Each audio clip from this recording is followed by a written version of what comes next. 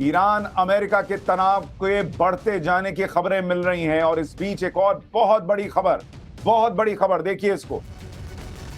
Israel ने Iran के 2 विमानों को मार गिराया है। इजराइल ने ईरान के F-5 और F-4 लड़ाकू विमान को मार के गिरा दिया। ये बड़ी खबर आ रही है। इजराइल पर हमला करने की तैयारी में थे ये विमान, लेकिन इस वक्त की बड़ी खबर, इजराइल ने ये दोनों विमान हमला करते उसके पहले ही उन्हें मार गिराया है।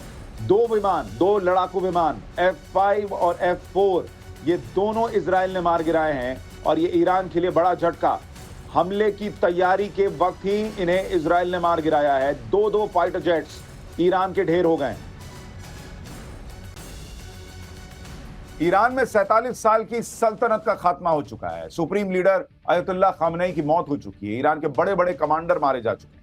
इजराइल के मिसाइल प्रोग्राम पर सबसे तगड़ी चोट हो चुकी है। यानी अमेरिका और इजराइल जो चाहते थे एक तरह से वो पूरा हो चुका। अब सवाल यह है कि आगे क्या? मिडिल ईस्ट में छिड़े संग्राम का दुनिया पर क्या असर होने वाला? सवाल यह है कि क्या ईरान से लेकर बहरीन और दुबई से ओमान तक छिड़ी बारूदी रंजिश का भारत पर भी असर हो सकता है? यह सवाल क्यों पूछा जा रहा है, इस रिपोर्ट में देखिए। आक्रोश है, आग है, सिसकियां हैं, शोर है और धमाकों का जोर है। तेहरान में तबाही का मंजर, इस्फहान में बरसता बारूद और इजराइल के हमले से कराहते कोम शहर को देख लीजिए। जान लीजिए कि यह जंग अभी जल्द थमने वाली नहीं है। 47 साल तक ईरान पर एक छत्र राज करने वाले अयातुल्ला अली खामेनेई की मौत के बाद मिडिल ईस्ट की जंग का दायरा बढ़ चुका है। ईरान की चौहद्दी पार कर मिसाइलें खाड़ी देशों के आसमान को सुलगा रही हैं। युद्ध की यह आग भले ही खाड़ी देशों तक फैली हो, लेकिन इसकी आंच कई देशों तक पहुंचने वाली है। यह तय हो चुका है और ऐसा इसलिए क्योंकि जंग के बीच ईरान ने बड़ा फैसला ले लिया है। ईरान ने हॉर्मुज स्ट्रेट को सभी जहाजों के लिए बंद कर दिया। ईरान की नेवी रेडियो संदेश जारी कर जहाजों को हॉर्मुज जल डमरू मध्य से दूर रहने को कह रही है। हॉर्मुज स्ट्रेट बंद होने से कई देशों के जहाज फंस गए हैं। ईरान ने ऐलान कर दिया है कि हॉर्मुज स्ट्रेट से किसी भी जहाज को गुजरने की इजाजत नहीं दी जाएगी। इसके बाद से ही दुनिया भर में हड़कंप मचा हुआ है। सवाल ये कि हॉर्मुज स्ट्रेट बंद होने से दुनिया के बाजारों पर क्या असर हो सकता है? ईरान के फैसले के बाद तेल के दाम बढ़ने की आशंका क्यों जताई जा रही है? हॉर्मुज स्ट्रेट बंद होने से भारत की टेंशन क्यों बढ़ने वाली है? ईरान के साथ जब भी जंग का जिक्र आता है तो हॉर्मुज स्ट्रेट की बात होती है। असल में हॉर्मुज जल डमरू मध्य एक ऐसा गेट है जो फारस की खाड़ी को ओमान की खाड़ी और अरब सागर से जोड़ता है। ईरान ही नहीं बल्कि दुनिया के लिए हॉर्मुज स्ट्रेट की अहमियत कितनी है, इसे ऐसे समझिए। हॉर्मुज जल डमरू मध्य ईरान और ओमान के बीच एक संकरा सा समुद्री रूट है जो फारस की खाड़ी को ओमान की खाड़ी से जोड़ता है। खास बात यह कि यह जल डमरू मध्य अरब सागर तक फैला हुआ है। हॉर्मुज स्ट्रेट करीब 161 किलोमीटर लंबा है और अपने सबसे संकरे बिंदु पर सिर्फ 33 किलोमीटर चौड़ा है, जबकि शिपिंग लेन दोनों दिशाओं में सिर्फ 3 किलोमीटर चौड़ी है। यह यूरोप और एशिया के बीच कारोबार के लिए एक अहम रूट है। दुनिया का 25% तेल यहीं से गुजरता है। ईरान ने इस रास्ते से जहाजों की आवाजाही रोक दी है। अब इसका सीधा असर भारत पर पड़ सकता है, क्योंकि भारत अपनी जरूरत का करीब 90% कच्चा तेल आयात करता है। भारत को हर महीने होने वाली तेल सप्लाई का आधा हिस्सा इसी रास्ते से गुजरता है। इतना ही नहीं, भारत का नॉन ऑयल एक्सपोर्ट का 10% से ज्यादा हिस्सा इसी इलाके से सप्लाई होता है। ईरान ने हॉर्मुज स्ट्रेट से गुजरने वाले जहाजों को निशाना बनाना शुरू कर दिया है। एक तेल टैंकर को मिसाइलों से टारगेट किया गया। रिपोर्ट के मुताबिक ईरान की तरफ से स्काई लाइट नाम के जहाज को टारगेट किया गया। बताया यह भी जा रहा है कि इस जहाज में क्रू में 2 भारतीय भी शामिल थे। माना जा रहा है कि खामेनेई की मौत से गुस्साया ईरान और भी जहाजों को निशाना बना सकता है, जिसके बाद से दुनिया के तमाम देशों ने अपने जहाजों को हॉर्मुज स्ट्रेट से गुजरने से रोक दिया, जिससे दुनिया भर में तेल के दाम बढ़ने की आशंका जताई जा रही है। देखिए, बात यह है कि ईरान हॉर्मुज स्ट्रेट को हमेशा एक हथियार की तरह इस्तेमाल करता रहा। पिछले साल जब अमेरिका ने ईरान के न्यूक्लियर ठिकानों पर बम बरसाए थे, तब भी ईरान ने स्ट्रेट ऑफ हॉर्मुज को बंद कर दिया। हालांकि कुछ दिन बाद इसे फिर से खोल भी दिया।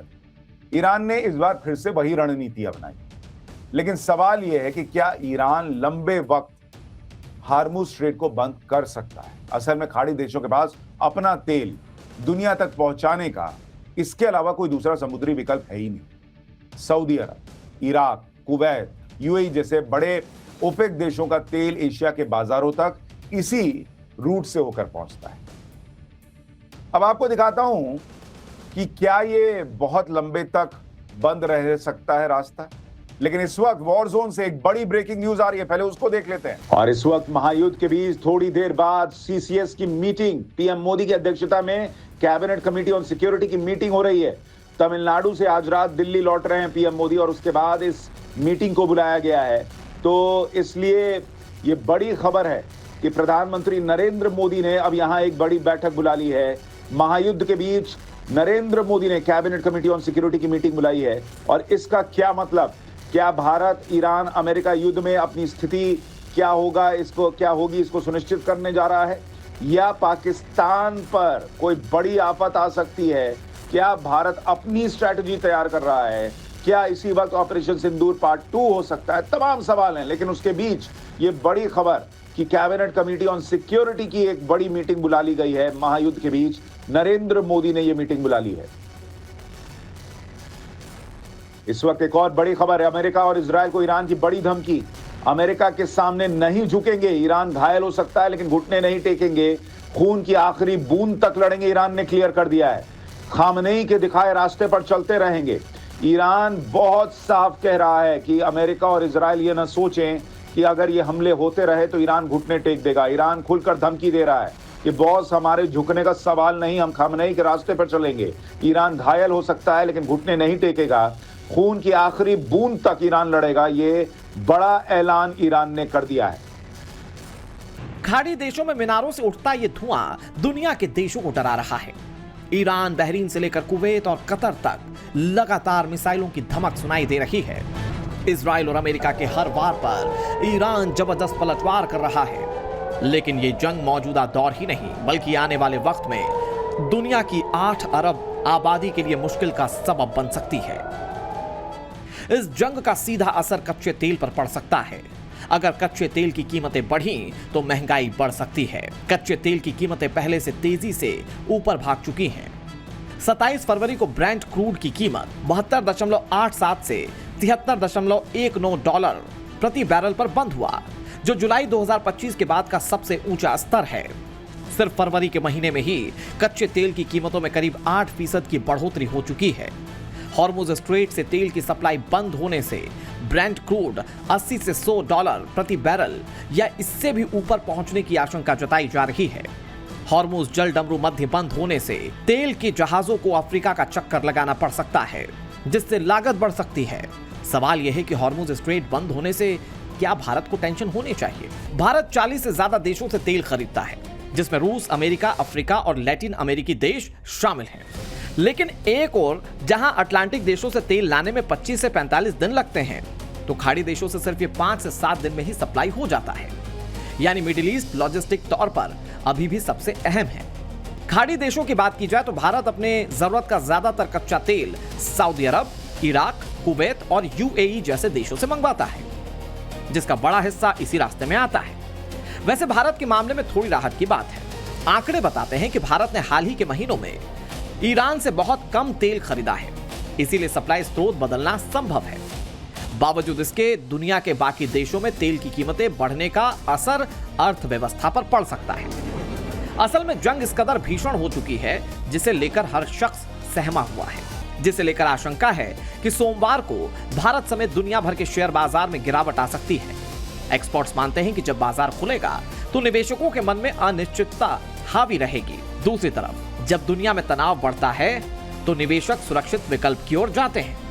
ऐसे समय में लोग सोना, चांदी खरीदना पसंद करते हैं, इसीलिए इनकी कीमतों में बढ़ोतरी होने की संभावना है। अभी कमोडिटी मार्केट में 10 ग्राम सोने की कीमत 1,61,971 रुपए है और चांदी की कीमत 2,74,389 रुपए। अगर कच्चे तेल में तेज उछाल आया तो अमेरिकी और यूरोपीय बाजारों में भी घबराहट देखी जा सकती है। असल में दुनिया के कई छोर युद्ध की आग में धधक रहे हैं, जिससे निवेशकों में डर है। जाहिर है मिडिल ईस्ट के आसमान में मंडराता बारूदी धुआं न सिर्फ सरहदों पर तनाव बढ़ा रहा है, बल्कि दुनिया भर के बाजारों की नींद भी उड़ा चुका है। कहा जाता है कि युद्ध किसी मसले का हल नहीं है, युद्ध तो खुद उलझा हुआ मसला है और यह मसला बहुत गंभीर हो चुका है। सिर्फ एक रात में दुनिया की कूटनीति बदल चुकी है। कई देशों ने जहां ईरान पर हमले का विरोध किया, तो कुछ इजराइल और अमेरिका के समर्थन में भी हुए। कई देश ऐसे हैं जिन्होंने इस मामले में न्यूट्रल रहना बेहतर समझा। ईरान के सुप्रीम लीडर आयतुल्लाह खamenei की मौत के बाद दुनिया के समीकरण कैसे बदल सकते हैं? बहरीन ब्लास्ट से दहल रहा है, शारजाह में मिसाइलों का खौफ है, ओमान तक ईरान के टारगेट पर है, तो दूसरी ओर इजराइल और अमेरिका ईरान से शहरों में तबाही और बर्बादी की दास्तानें लिख रहे हैं। चंद घंटे पहले तक कौन जानता था इजराइल अचानक हमला करेगा? किसे पता था ईरान का पलटवार होगा, जोरदार होगा? किसे खबर थी दुबई जैसे शहरों से लेकर कतर तक ईरानी मिसाइलें पहुंच जाएंगी? लेकिन ऐसा हो रहा है। पिछले 36 से ज्यादा घंटे से लगातार हो रहा है और दुनिया टकटकी लगाए धरती के एक कोने में तबाही का मंजर देख रही है। ईरान पर इजराइल के हमलों को लेकर किसने क्या कहा, ये भी जान लीजिए। रूस के राष्ट्रपति व्लादिमीर पुतिन ने कहा कि अली खामनेई और उनके परिवार के लोगों की मौत मानव नैतिकता और अंतर्राष्ट्रीय कानून के खिलाफ एक हत्या है। बेल्जियम ने कहा कि ईरानी जनता को अपनी सरकार के फैसलों की कीमत नहीं चुकानी चाहिए। नॉर्वे ने कहा कि इजराइल के हमले अंतर्राष्ट्रीय कानून के अनुरूप नहीं है। स्पेन ने कहा कि इजराइल और अमेरिका का ईरान पर हमला वैश्विक व्यवस्था को और टकरावपूर्ण बना सकती है। सऊदी अरब ने कहा कि ईरान ने रियाद और पूर्वी इलाके पर खुलेआम और कायरतापूर्ण हमला किया। ऑस्ट्रेलिया ने कहा कि ईरान को परमाणु हथियार हासिल करने से रोकने और ईरान को अंतर्राष्ट्रीय शांति और सुरक्षा के लिए अमेरिकी कार्रवाई का समर्थन करते हैं। यानी दुनिया के तमाम देश ईरान और इजराइल की जंग को लेकर चिंता जता रहे हैं और ये चिंता यूं ही नहीं है। मिडिल ईस्ट में छिड़े संग्राम का दुनिया की कूटनीति और रणनीति पर बड़ा असर हो सकता है। दुनिया में परमाणु हथियारों की होड़ बढ़ सकती है। कई देश एटमी हथियार बनाने की कोशिश कर सकते हैं। खुद ईरान परमाणु बम हासिल करने के लिए पूरी ताकत लगा सकता है। ऐसा इसलिए क्योंकि कई जानकार एटमी हथियारों को सुरक्षा की गारंटी मानते हैं। कहा जा रहा है कि ईरान के पास न्यूक्लियर हथियार होने पर अमेरिका और इजराइल के लिए इस तरह का हमला करना शायद आसान नहीं होता। लेकिन सवाल ये है कि ईरान एटमी हथियार कैसे हासिल कर सकता है? अमेरिका समेत कई देश ये पहले ही क्लियर कर चुके हैं कि किसी भी हाल में ईरान को परमाणु हथियार हासिल नहीं करने दिया जाएगा। अमेरिका शुरू से ही ईरान के एटमी प्रोग्राम के खिलाफ रहा है। खास तौर से राष्ट्रपति ट्रंप के सत्ता में आने के बाद से वो लगातार ईरान को न्यूक्लियर प्रोग्राम बंद करने की धमकी देते रहे। इसी वजह से ईरान पर कई तरह की पाबंदियां भी लगाई गई। आखिर में अमेरिका ने खामनेई की हुकूमत को खात्मा करने की ठानी, जिसे राष्ट्रपति ट्रंप का बड़ा दाव माना जा रहा है। अमेरिका ने सिर्फ हवाई हमला किया है और खामनेई की हत्या हो चुकी है। और अगर अब ट्रंप तेहरान में अपने मुताबिक सत्ता बनाने में तैयार हो जाते हैं तो इसे राष्ट्रपति ट्रंप की बड़ी जीत माना जाएगा।